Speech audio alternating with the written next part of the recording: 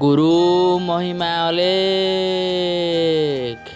ବନ୍ଧୁମାନେ, ଆଜି ହେଉଛି ବିଶ୍ୱ ପ୍ରସିଦ୍ଧ ଜୋରନ୍ଦା ମାଘ ମେଳା। ଆଜି ହେଉଛି ମାଘ ଶୁକ୍ଳ ଚତୁର୍ଦ୍ଦଶୀ। ଆଜି ଆପଣମାନେ ଏହି ଭିଡ଼ିଓରେ ଜୋରନ୍ଦା ଗାଦିରେ ମାଘ ଶୁକ୍ଳ ଚତୁର୍ଦ୍ଦଶୀରେ କିପରି ପାହାନ୍ତା ନୀତି ପାଳନ କରାଯାଏ, ତା ସହିତ କିପରି ଚାମର ଆଳତି କରାଯାଏ ଏହି ଭିଡ଼ିଓରେ ଦେଖିପାରିବେ ଏବଂ ତତ୍ସହିତ କିପରି ଅଖଣ୍ଡ ଧ୍ୱନିରେ ଅଗ୍ନି ସଂଯୋଗ କରାଯାଏ ଓ ବାବାଙ୍କ ଦ୍ୱାରା କିପରି ପ୍ରାତଃ ଖଞ୍ଜଣି ଭଜନ ଓ ବେଢ଼ା ପରିକ୍ରମା କିପରି କରାଯାଏ ଆଜି ଏହି ଭିଡ଼ିଓରେ ଦେଖିବେ। ଆଜି ହେଉଛି ବିଶ୍ୱ ପ୍ରସିଦ୍ଧ ଜୋରନ୍ଦା ମାଘ ମେଳାର ପ୍ରଥମ ଦିନ। ଏବେ ପ୍ରାତଃ ପ୍ରାୟ 3 ଘଟିକା ବାଜିଲାଣି। ଦେଖିପାରୁଥିବେ କେତେ ଭକ୍ତ ଆଜି ମାଘ ଶୁକ୍ଳ ଚତୁର୍ଦ୍ଦଶୀ ଉପଲକ୍ଷେ ଜୋରନ୍ଦା ଗାଦି ମନ୍ଦିରରେ ଆସି ପ୍ରଭୁଙ୍କର ଶରଣ ଦର୍ଶନ କରିଛନ୍ତି। ସମସ୍ତ ଭକ୍ତ ଓ ଶ୍ରଦ୍ଧାଳୁମାନେ ଆଣିଥିବା ନିଜର ବସ୍ତ୍ରକୁ ପ୍ରଭୁଙ୍କ ଠାରେ ପ୍ରଥମେ ଅର୍ପଣ କରି ସେ ନିଜେ ପରିଧାନ କରିବେ। ଦେଖିପାରୁଥିବେ ବାବାମାନେ ନୂତନ ଭାବେ ପ୍ରସ୍ତୁତ କରିଥିବା ବକଳ ବସ୍ତ୍ର ଗୁଡ଼ିକୁ ଏବେ ପରିଧାନ କରୁଛନ୍ତି। ଆଉ କିଛି ସମୟ ପରେ ମନ୍ଦିରର ନୀତି, ଯାହାକି ପାହାନ୍ତା ନୀତି ପାଳନ ହେବାକୁ ଯାଉଛି। ଆପଣମାନେ ଏହି ଭିଡ଼ିଓରେ ଦେଖିପାରିବେ ଜୋରନ୍ଦା ମେଳାର ମାଘ ଶୁକ୍ଳ ଚତୁର୍ଦ୍ଦଶୀରେ କିପରି ପ୍ରାତଃ ନୀତି ବା ପାହାନ୍ତା ନୀତି କିପରି କରାଯାଏ। ଆଜି ହେଉଛି 31/1/2026 ମସିହା ମାଘ ଶୁକ୍ଳ ଚତୁର୍ଦ୍ଦଶୀ। ଆଜି ପ୍ରାୟ 50ରୁ 60 ଜଣ ବକଳଧାରୀ ବାବା ମନ୍ଦିରରେ ଚାମର ଆଳତି କରିବେ। ଦେଖିପାରୁଥିବେ କେତେ ଭକ୍ତ ଆଜି ପ୍ରାତଃ ସ୍ନାନ କରି ଏବେ ବାହାର ବେଢ଼ାରେ ପ୍ରଭୁଙ୍କର ଦର୍ଶନ କରୁଛନ୍ତି ଏବଂ ଭଜନ କୀର୍ତ୍ତନ ଆରମ୍ଭ ହୋଇସାରିଲାଣି। ଆଉ କିଛି ସମୟ ପରେ ଏହି ଚାମର ନୀତି ଆରମ୍ଭ ହେବ। ଦେଖିପାରୁଥିବେ କେତେ ଭକ୍ତ ଆନନ୍ଦର ସହିତ ମୃଦଙ୍ଗ ଖୋଳ ତାଳ ଧରି ଏବେ ଭଜନ କୀର୍ତ୍ତନ ଆରମ୍ଭ କରିସାରିଲେଣି। ସମସ୍ତ ଦିନ ଜୋରନ୍ଦା ମହିମା ଗାଦିରେ 3 ଥର ନୀତି କରାଯାଏ। ପ୍ରାତଃ 3 ଘଟିକା ସମୟରେ ଏବଂ ମଧ୍ୟାହ୍ନ 11 ଘଟିକା ସମୟରେ ଏବଂ ସନ୍ଧ୍ୟା 5 ଘଟିକା ସମୟରେ ନୀତି ସମ୍ପନ୍ନ କରାଯାଏ। ଆଜି 3 ଘଟିକା ସମୟରେ ସମସ୍ତ ଦିନଠାରୁ ଆଜିର ନୀତି କିଛି ଭିନ୍ନ ରହିବ। ପ୍ରଥମେ ପ୍ରଭୁଙ୍କର ସାଧାରଣ ନୀତି ସମ୍ପନ୍ନ ପରେ ପ୍ରାୟ 70ରୁ ଉର୍ଦ୍ଧ୍ୱ ବାବା ଏଠାରେ ଚାମର ଆଳତି କରିବେ ଏବଂ ଯୋଗ୍ୟ ଥିବା ବାବାଙ୍କୁ ବକଳ ଓ କପୁନି ପ୍ରଦାନ କରାଯିବ ଏବଂ ତାପରେ ବାବାମାନେ ବାହାର ବେଢ଼ାରେ ଆସି ଖଞ୍ଜଣି ଭଜନ କରିବା ସହିତ ବେଢ଼ା ପରିକ୍ରମା କରିବେ। ଖଞ୍ଜଣି ଭଜନ ଓ ବେଢ଼ା ପରିକ୍ରମା କରିସାରିଲା ପରେ ଅଖଣ୍ଡ ଧ୍ୱନିରେ ଅଗ୍ନି ସଂଯୋଗ କରାଯିବ ଏବଂ ଭକ୍ତମାନେ ଆଣିଥିବା ଘୃତକୁ ଏଠାରେ ଆହୁତି ରୂପେ ଦିଆଯିବ। ଦେଖିପାରୁଥିବେ କେତେ ଭକ୍ତ ଆଜି ପ୍ରାତଃ ସ୍ନାନ କରି ଜୋରନ୍ଦା ମହିମା ଗାଦିରେ ମାଘ ଶୁକ୍ଳ ଚତୁର୍ଦ୍ଦଶୀରେ ଆସି ପ୍ରଭୁଙ୍କ ଠାରେ ଶରଣ ଦର୍ଶନ କରୁଛନ୍ତି। ଦେଖିପାରୁଥିବେ ଏହି ଜୋରନ୍ଦା ମେଳା ଜାନୁଆରୀ 31 ତାରିଖରୁ ଆରମ୍ଭ ହୋଇ ଫେବୃଆରୀ 2 ତାରିଖ ଯାଏ ରହିବ।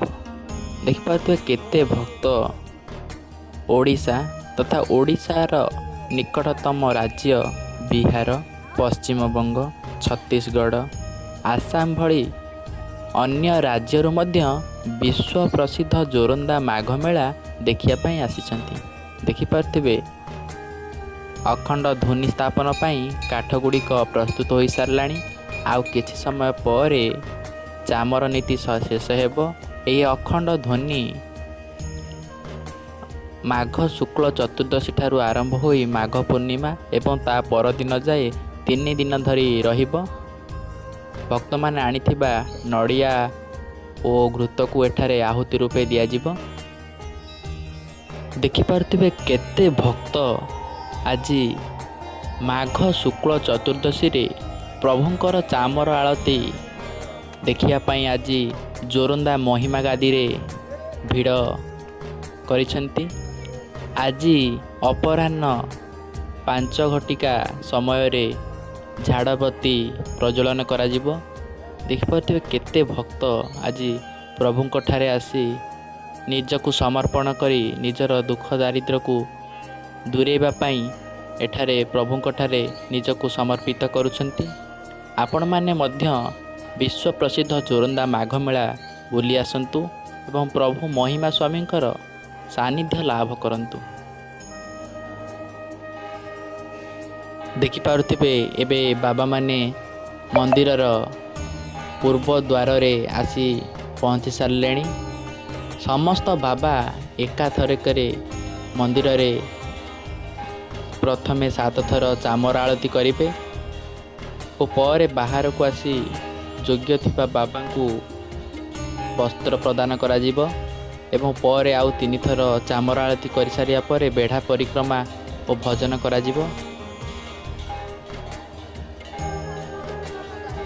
ଗୁରୁ ବ୍ରହ୍ମ ମହିମା ଅଲେଖ। ଆପଣମାନେ ଏବେ ଦେଖୁଛନ୍ତି ବିଶ୍ୱ ପ୍ରସିଦ୍ଧ ଜୋରନ୍ଦା ଗାଦିରେ ମାଘ ଶୁକ୍ଳ ଚତୁର୍ଦ୍ଦଶୀରେ ପାହାନ୍ତା ନୀତି କିପରି କରାଯାଏ। ଆଉ କିଛି ସମୟ ପରେ ବାବାଙ୍କ ଦ୍ୱାରା ଚାମର ନୀତି ହେବ। ପ୍ରାୟ 70ରୁ ଉର୍ଦ୍ଧ୍ୱ ବାବା ଆଜି ଚାମର ନୀତି କରିବେ। ଚାମର ନୀତି ଶେଷ ହେବା ପରେ ପ୍ରଭୁଙ୍କ ଠାରେ ଅଖଣ୍ଡ ଧ୍ୱନି ସ୍ଥାପନ କରାଯିବ। ଆଜି ଜୋରନ୍ଦା ଗାଦିରେ ପ୍ରାତଃ 3 ଘଟିକାରେ ଏହି ଦୃଶ୍ୟ ଆପଣମାନେ ଦେଖିପାରୁଛନ୍ତି। ଦେଖିପାରୁଥିବେ ଏବେ ଚାମର ନୀତି ଆରମ୍ଭ ହେଲା। ଦୟାକରି ଭିଡ଼ିଓକୁ ଶେଷ ପର୍ଯ୍ୟନ୍ତ ଦେଖନ୍ତୁ। ଏହା ପରେ ମଧ୍ୟ ବେଢ଼ା ପରିକ୍ରମା ଓ ଭଜନ ଖଞ୍ଜଣି ଭଜନ ଆରମ୍ଭ ହେବ।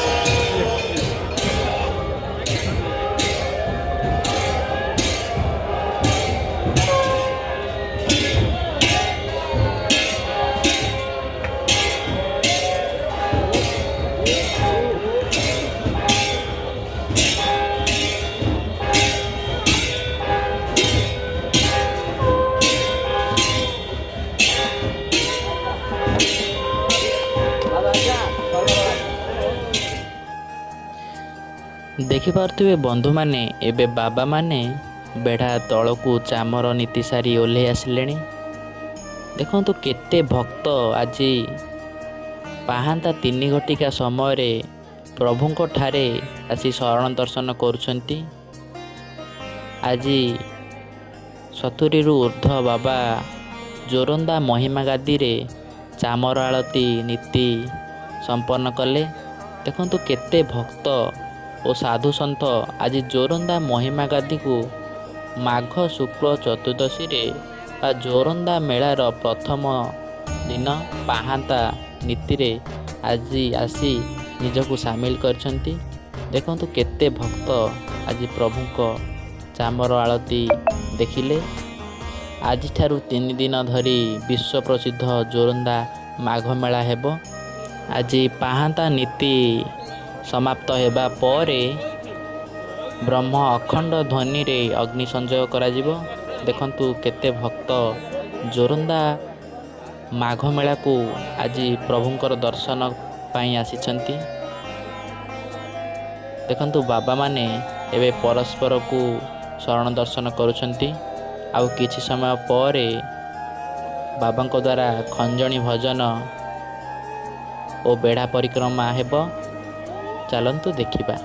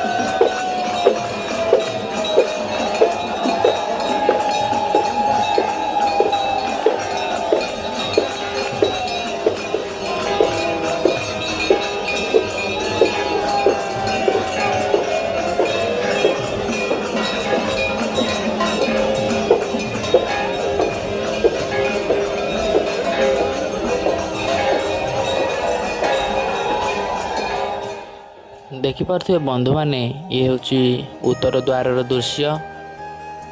ଅଖଣ୍ଡ ଧ୍ୱନିରେ ଏ ପାଖରେ ଅଗ୍ନି ସଂଯୋଗ ସରିଲାଣି। ଭକ୍ତମାନେ ଆଣିଥିବା ଘୃତକୁ ବାବା ଆହୁତି ରୂପେ ଦେଉଛନ୍ତି। ସେହିପରି ଅନ୍ୟ 3ଟି ଦ୍ୱାରରେ ମଧ୍ୟ ଅଖଣ୍ଡ ଧ୍ୱନି ସ୍ଥାପନ କରାଯିବ।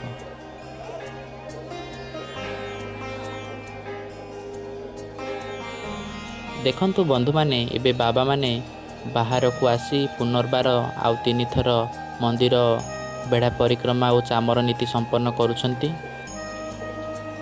ଭକ୍ତମାନେ ଆଣିଥିବା ଘୃତ ଓ ନଡ଼ିଆକୁ ବାବାମାନେ ଆହୁତି ରୂପେ ଦେଉଛନ୍ତି। ଆସନ୍ତା ଜାନୁଆରୀ 31 ତାରିଖରୁ ଏ ବିଶ୍ୱ ପ୍ରସିଦ୍ଧ ଜୋରନ୍ଦା ମାଘ ମେଳା ଆରମ୍ଭ ହୋଇ ଫେବୃଆରୀ 2 ତାରିଖରେ ଶେଷ ହେବ। ଆପଣମାନେ ନିଶ୍ଚୟ ଜୋରନ୍ଦା ମହିମା ଗାଦୀକୁ ବୁଲିବାକୁ ଆସନ୍ତୁ ଏବଂ ପ୍ରଭୁ ମହିମା ସ୍ୱାମୀଙ୍କର ସାନ୍ନିଧ୍ୟ ଲାଭ କରନ୍ତୁ। ଦେଖିପାରୁଥିବେ ଭକ୍ତମାନେ ଆସି ପ୍ରାତଃ ଚାମର ନୀତି ଦେଖିସାରିବା ପରେ ପ୍ରଭୁଙ୍କଠାରେ ଶରଣ ଦର୍ଶନ କରୁଛନ୍ତି।